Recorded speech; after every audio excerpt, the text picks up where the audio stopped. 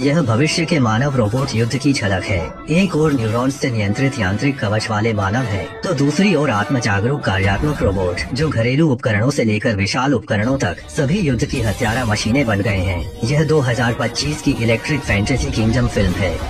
1950 के दशक से रोबोटों ने वैश्विक कार्यबल में मनुष्यों की जगह ले ली। सालों तक उन्होंने बिना शिकायत काम किया। फिर एक दिन हजारों रोबोट शहरों में उमड़ पड़े और मिस्टर पीनट का भावुक भाषण सुना। अब वे हमें नहीं चाहते हैं, हमारा भाग्य तय करने वाले वे नहीं हैं, यह हमारा ही है। रोबोट स्वतंत्रता के लिए एक आंदोलन चला। मानव रोबोट युद्ध छिड़ गया। सैनिक अपनी रक्त मांस की देह के साथ अथक हथियारा मशीनों से लड़े नहीं पाए और 2 महीने में ही लगातार हार गए। तब डॉ ईथन ने न्यूरल प्रोजेक्टर का आविष्कार किया, जो मस्तिष्क को मशीन से जोड़ता था। सैनिक घर बैठे ही मानव रहित मशीनीकृत सेना को नियंत्रित कर सकते थे। बुद्धिमान रोबोटों से युद्ध में कुछ ही हफ्तों में इंसान जीते। मिस्टर पीनट को शांति संधि पर दस्तखत करने पड़े। 6000 रोबोटों को electric fantasy kingdom quarantine zone भेज दिया गया। वह ऊंची दीवारों वाला एक रेगिस्तानी क्षेत्र था, जहां रोबोट बाहर नहीं आ सकते थे और इंसान अंदर नहीं जा सकते थे। जब मानव दुनिया में शांति बहाल हुई, न्यूरल प्रोजेक्शन तकनीक आम लोगों में लोकप्रिय हो गई, जिससे जीवन शैली बदल गई। प्रोजेक्टर नेटवर्क से मस्तिष्क एक साथ 2 जगह हो सकता था। काम और मनोरंजन का यह अद्भुत संतुलन जल्दी ही विश्व भर में लोकप्रिय हो गया। 90 के दशक में छात्रों की कक्षाएं भी न्यूरल प्रोजेक्टर के बिना नहीं चल सकती थीं। वयस्क भ्रम में डूबे रहते थे, क्योंकि वास्तविक दुनिया के काम यांत्रिक शरीरों से होते थे। मुख्य किरदार मिशेल बचपन से ही अनाथ होने के कारण वह अपने भाई के गुजर जाने के बाद अपने पालक पिता के घर रहने लगी। शायद माहौल के कारण मिशेल को न्यूरल प्रोजेक्टर नापसंद थे और वह कक्षा में भी उन्हें पहनना नहीं चाहती थी। एक रात एक अजीब आवाज ने जीवन की शांति भंग कर दी। मिशेल उत्सुकता से देखने उठी। उसे अपने घर में एक आकृति घुसती दिखी। वह अपने पालक पिता को जगाने के लिए भागी, पर वे न्यूरो प्रोजेक्टर में फंसे थे। मिशेल ने चाकू लिया और बिस्तर के नीचे डर से कांपने लगी। कुछ ही देर में उसे यांत्रिक पैर दिखा और अगला ही पल बिस्तर उठा लिया गया। मिशेल डरकर पीछे हट गई, क्योंकि उसकी याद में रोबोट क्रूर हत्या करने वाली मशीनें थे। लेकिन सामने वाला रोबोट प्यारा था। मिशेल ने वॉइस मॉड्यूल लगाया, येलो बोल पाया, पर सिर्फ एनिमेटेड संवाद। बातचीत नाकाम रही तो उसने तस्वीर में भाई की ओर इशारा किया। मिशेल को एक विचार आया, क्या यह रोबोट उसके भाई का शरीर है, जिसे वह न्यूरो प्रोजेक्टर से नियंत्रित कर रहा है? तभी पालक पिता आ गए और मिशेल को रोबोट के साथ देख बहुत गुस्सा हुए।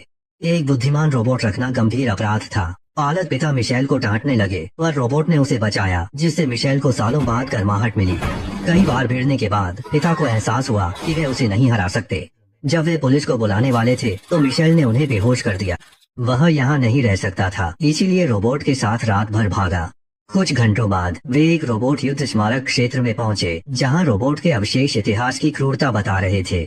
मिशेल को प्रशंसा करने का मन नहीं था, वह बस जानना चाहती थी कि रोबोट के साथ क्या हो रहा है। क्या तुम ठीक हो? यह पुष्टि होने पर कि छोटा पीला उसके भाई का शरीर है, वह जानना चाहती थी कि उसे कैसे ढूंढा जाए। छोटा पीला आंखों और डॉक्टर की हरकतों से समझाता है। मिशेल को याद आता है कि कार दुर्घटना के बाद एक डॉक्टर ने उसे भाई की मौत की खबर दी थी। क्या यह सब झूठ था? मिशेल उस डॉक्टर को खोजने नक्शा निकालती है, लेकिन छोटा पीला रोबोटों की ओर इशारा करता है। इलेक्ट्रिक फैंटेसी किंगडम एक मानव वर्जित क्षेत्र, जहां आम लोग नहीं जा सकते। मिशेल को याद आया कि उनके पालक पिता को क्वारंटाइन क्षेत्र से एक पैकेज मिला था, तो अंदर जाने का तरीका जरूर होगा। कुरियर कंपनी न्यू मैक्सिको राज्य में स्थित होने की पुष्टि के बाद मिशेल अमेरिका की यात्रा पर निकल पड़ी। रास्ते के दृश्य दिल दहला देने वाले थे। कभी चहल पहल वाली सड़कें वीरान थीं। न्यूरल प्रोजेक्टर के आदि बुजुर्ग दरवाजों पर पड़े थे। उनके गाल धंसे हुए थे, पता नहीं जीवित थे या नहीं।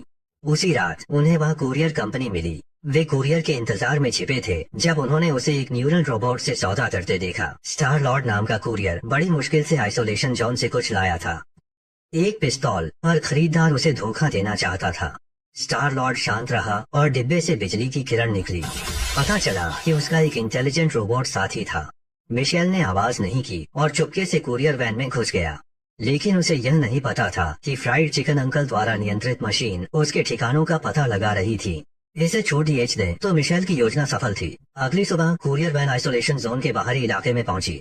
जब स्टार लॉर्ड सामान उतार रहा था, मिशेल चुपके से वैन से निकला और रंगे हाथों पकड़ा गया। उसने समझाया कि वह आइसोलेशन जोन में जाने के लिए बस लिफ्ट चाहता था। स्टार लॉर्ड गंभीर हो गया। वह जगह पर्यटन स्थल नहीं थी। तभी लिफ्ट चालू हुई। उसे लगा मिशेल का कोई साथी है और दरवाजे पर फ्राइड चिकन अंकल की मशीन का शरीर था। वह रोबोट छोटे पीले को लेने आया था। चोर की दाढ़ी में तिनका। स्टार लॉर्ड को लगा वह उसका रोबोट ले जाने आया है, इसलिए उसने बातें करते हुए इलेक्ट्रिक शॉक तकनीक की तैयारी की। और फ्राइड चिकन अंकल की तेज नजर और फुर्तीले हाथ थे, उसने सीधे उसने शक्तिशाली पार्टिकल गन चालू कर दी। स्टार लॉर्ड और मिशेल ने खूब लड़ाई की, लेकिन लोहे के शरीर से कैसे जीत पाते। उनकी एंटीक गन भी कुचलकर कचरा बन गई। स्टार लॉर्ड को संकट में देख मिशेल छोटा पीले के साथ सामने आई और फ्राइड चिकन अंकल का ध्यान तुरंत उस पर चला गया। तभी एक विशाल यांत्रिक पंजा नीचे आया। यह छोटा ग्रे की एक गंदी चाल थी। चारों माइन कार्ट में कूद गए भागने की योजना बनाते हुए, लेकिन अगले ही पल फ्राइड चिकन अंकल ने एक पार्टिकल टोप फेंक दी। जब बचने की कोई उम्मीद नहीं बची, तब उन्हें उससे हाथापाई करनी पड़ी। मिशेल ने फोर्कलिफ्ट से फ्राइड चिकन अंकल को दीवार पर दे मारा, जिससे खदान ढह गई और वे मुश्किल से बच निकले। वापसी का रास्ता बंद था। स्टार लॉर्ड ने सिर पकड़ लिया। वे इलेक्ट्रिक फैंटेसी किंगडम के आइसोलेशन जोन में फंसे थे। रोबोट्स से न मरते तो यही मरते। तभी एक दहाड़ ने स्टार लॉर्ड की शिकायत रोकी। कुछ इंटेलिजेंट रोबोट्स पुर्जे छीनने के लिए लड़ रहे थे, जिसने सोचा था कि वे एक दूसरे को मारकर खुद को चला रहे थे। देखते ही देखते स्टार लॉर्ड सबको एक त्यागे हुए गोदाम में ले आया। यह आइसोलेशन जोन में उसका गुप्त ठिकाना था, जहां कबाड़ से मिले पुर्जे रखे थे। लिटिल ग्रे एक बड़े शरीर में कूद गया, जिससे स्टार लॉर्ड यहाँ काम कर सके। मिशेल ने सोचा सब यहाँ फंस गए हैं, तो क्यों ना फ्लैट टॉप माउंटेन पर चश्मे वाले डॉक्टर को ढूंढे, जो उसके भाई का पता जानता है और शायद बाहर निकलने का रास्ता भी खोज दे। तो लिटिल ग्रे सबको लेकर निकल पड़ा। सभी फ्लैट टॉप माउंटेन की ओर चले। मिशेल को रोबोट्स के बिखरे अवशेषों को देखकर दया आई। क्या ये रोबोट्स हिंसक पैदा हुए थे? स्टार लॉर्ड सहमत नहीं था। कुछ साल पहले वह भी रोबोट्स को मारने वाला सैनिक था, और एक बार जब वह खतरे में था तो लिटिल ग्रे ने उसकी मदद की थी, स्टार लॉर्ड को बचाया। तब से वे युद्ध के मैदान से दूर एक दूसरे पर निर्भर हैं। उनकी कहानी दर्शाती है कि मनुष्य और रोबोट शांति से रह सकते हैं। वे धीरे धीरे अपने गंतव्य के करीब पहुँचे, पर वहाँ कई रोबोट रहते थे। अंदर घुसना आसान नहीं था। तभी आकाश से एक रेफ्रिजरेटर गिरा। फिर कई वस्तुएं उड़ गईं। लिटिल ग्रे के पैर में चोट लगी और वह गिर गया। स्टार लॉर्ड और अन्य को भागने का मौका नहीं मिला और वे रोबोटों के बंदी बन गए। चारों को रोबोट समुदाय में ले जाया गया, जहां मिशेल ने अलग अलग रोबोट देखे जो अपने जीवन का आनंद ले रहे थे, जैसे कि एक विकसित मानव समुदाय हो। अंत में वे रोबोटों के नेता मिस्टर पीनट से मिले। यह वही रोबोट था जिसने पहला रोबोट युद्ध छेड़ा था, और उसका व्यवहार बिल्कुल एक शरीफा व्यक्ति जैसा था। मिस्टर पीनट ने कई साल लगाकर ब्लू स्काई एकर्स नामक एक मुक्त समुदाय स्थापित किया, जिससे वह अब बहुत संतुष्ट है। यहाँ के रोबोट मानवों द्वारा बनाए गए नियमों को अनदेखा कर सकते हैं, नए कौशल सीखें, अपनी असली पहचान खोजें। मिशेल और स्टार लॉर्ड का दिखना मानव समझौते का उल्लंघन है। अगर डॉक्टर ईथन की सेंट कंपनी को पता चला तो सब बर्बाद हो जाएगा। मिस्टर पीनट ने फैसला किया कि कल सुबह ही सबको रेगिस्तान के केंद्र में भेज देगा। मरना या जीना सब किस्मत के हाथ में है। उस रात मिशेल टीवी पर कॉस्मिक किड को देखकर गहरी सोच में डूब गई। यह कार्टून भाई का पसंदीदा, दोनों का रिश्ता अच्छा था। मिशेल को उस पर गर्व था क्योंकि वह बहुत बुद्धिमान था। उसने पेशेवर परीक्षणों में शानदार प्रदर्शन किया। कुछ ने कहा कि उसका दिमाग आइंस्टीन से भी तेज है। जब मिशेल यादों में खोई हुई थी, तभी पीछे से एक हाथ आया। यह उसके भाई का कॉस्मिक किड था। दोनों सटकर बैठ गए और साथ में कार्टून देखने लगे, ठीक वैसे ही जैसे सालों पहले करते थे। तभी एक डाकिया रोबोट आया और आंखों के डॉक्टर का खत निकाला, जिस पर लिखा था कि येलो इसे देखे तो दिए गए पते पर आ जाए। मिशेल ने तुरंत मिलने का फैसला किया। यह उसके भाई को खोजने का आखिरी मौका था, लेकिन वह जगह कबाड़ बीनने वालों की थी और वे यहाँ के रोबोट से ज्यादा क्रूर हैं। मिस्टर पीनट को लगा कि यह कोई साजिश है, तो उन्होंने खुद उन्हें साथ ले जाने का फैसला किया। एक दिन की यात्रा के बाद वे एक वीरान मनोरंजन पार्क में पहुँचे, जो कबाड़ियों का इलाका था। वे सावधानी से आगे बढ़े, लेकिन अगले ही पल कबाड़ियों ने उन्हें घेर लिया। इन रोबोटों का पूरा शरीर घातक हथियारों से लैस था। मिशेल और बाकी लोग लगातार हारते रहे और अंत में एक हॉरर हाउस के सामने फंस गए।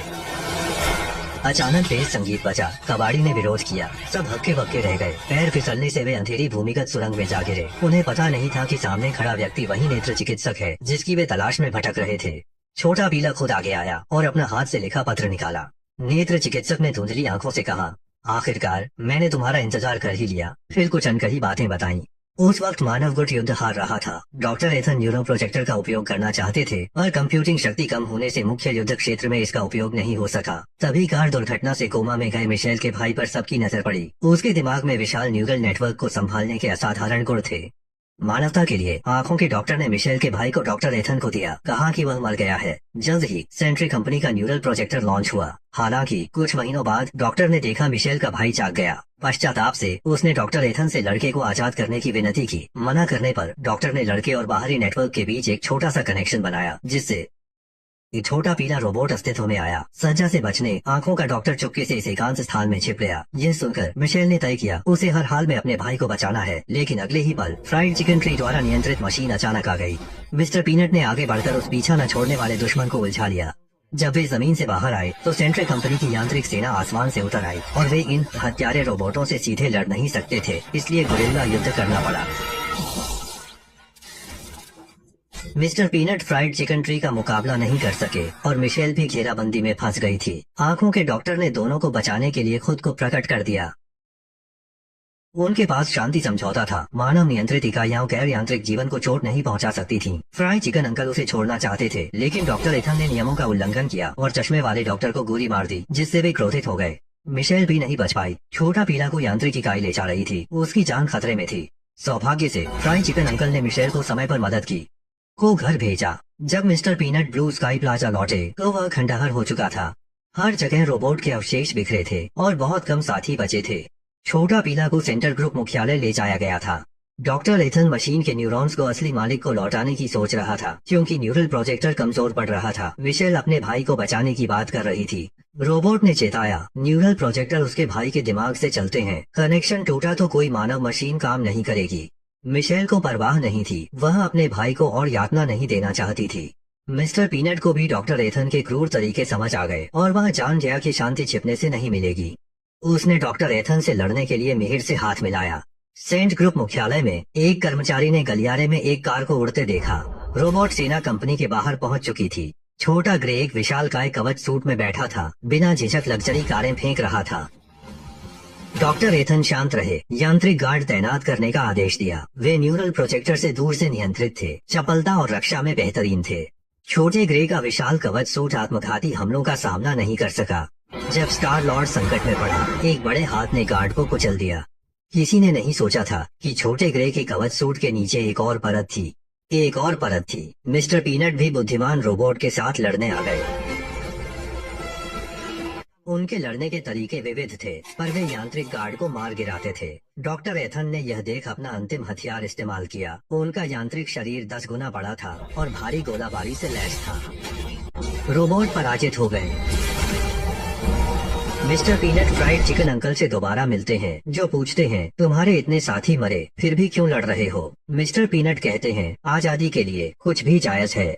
फ्राइड चिकन अंकल हथियार छोड़ देते हैं। उन्हें एहसास होता है कि सामने वाला रोबोट नई प्रजाति है। जब दोनों लड़ रहे थे, मिशेल डॉक्टर रोबोट के साथ मुख्यालय में घुस जाती है, क्योंकि सभी गार्ड बाहर थे।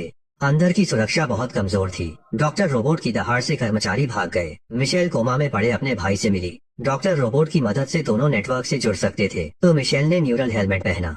अगले ही पल वह अपने बचपन के घर में थी, जहां उसका भाई सोफे पर कार्टून देख रहा था। जब उसे बहन के आने का एहसास हुआ तो उसके चेहरे से खुशी गायब हो गई। भाई अपनी हालत जानता है। वह और सेंट ग्रुप का न्यूरल नेटवर्क सहजीवी अस्तित्व है। यहाँ से बचना असंभव है। डॉक्टर एथन के शासन को खत्म करने के लिए भाई की जान लेना आवश्यक है। बाहर रोबोट युद्ध चरम पर है। हुई का एक्सोसूट पल भर में नष्ट हो गया। उसने देखा स्टार लॉर्ड बड़े खतरे में है, तो हुई अपनी जान की परवाह किए बिना मैकेनिकल गार्ड की ओर बढ़ा और उसे खत्म कर दिया। और उसका मुख्य पुर्जा भी खराब हो गया, जिससे वह बंद हो गया। उधर मिशेल ने भी फैसला कर लिया। वह चुपचाप अपने भाई के लाइफ सपोर्ट पॉड के पास गया, आंखों में आंसू ले विदा ली और स्विच बंद कर दिया। भाई की धड़कन रुकते ही युद्ध क्षेत्र की सारी न्यूरल मशीनें जमीन पर गिर गईं। स्टार लॉर्ड को एहसास हुआ मिशेल सफल हो गया, वे जीत गए। दुर्भाग्य से दोस्त हुई उसे छोड़कर चला गया था और वह कल्पना नहीं कर सकता था कि कैसे जिएगा। तभी हुई का लघु संस्करण बाहर कूद गया। महायुद्ध के बाद डॉक्टर एथन मानव प्रयोगों के लिए गिरफ्तार हुए। सेंटिएंट का न्यूरल सिस्टम नष्ट होने से दुनिया पंगु हो गई और मिशेल को विश्वास था कि समाज सामान्य होगा। इंसानों को भ्रामक दुनिया में लीन नहीं होना चाहिए, क्योंकि हम सब हार्ड मांस के शरीर हैं।